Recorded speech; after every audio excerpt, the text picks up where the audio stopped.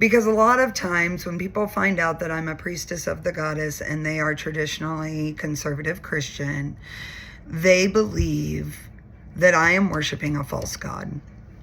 Thou shalt have no other gods before me. But that was the Old Testament God, who I believe is a poser. I believe is a false deity, a demigod. And because I don't believe that God requires us to be or do anything. Our conscience that tells us right from wrong, when we go in the direction that feels wrong to us, that is our conscience speaking to us. And I do believe you reap what you sow. So if you continue down a path where you're harming others, it's going to eat you alive from the inside out. That's not God's punishment. That's the sacred law. That's the natural order of things. If all you're doing is condemning others and hating others and harming others, you will receive condemnation, hatred, punishment from others. Now, why do good people get punished? Is that because they believe they're doing something wrong?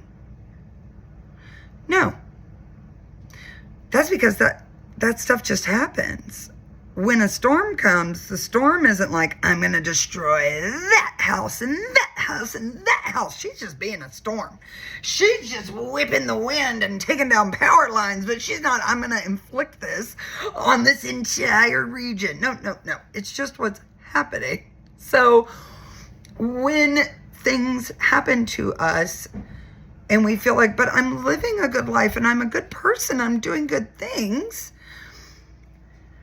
we can be steadfast and unwavering in that sometimes these things just happen, instead of going into a shame spiral where we look for the ways that we're falling short to explain why a bad thing happened so that we can blame ourselves and hold ourselves responsible for that bad thing.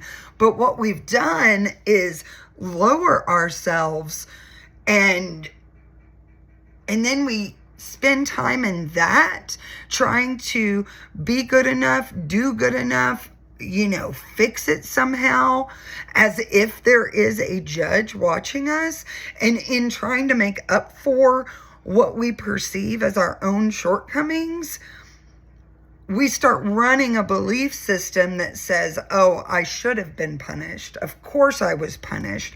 Of course that bad thing happened to me because of this, this, and this. So when we justify harm, loss, pain, all that by something we did that we didn't do, it drives us further away from that natural ebb and flow of energy and that natural connection with the divine that is within here. And so I believe that there is an afterlife, and I believe that where we go when we die depends on where we think we go when we die.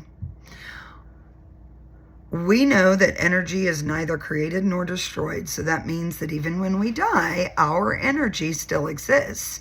It's not in a meat suit, but it exists somewhere.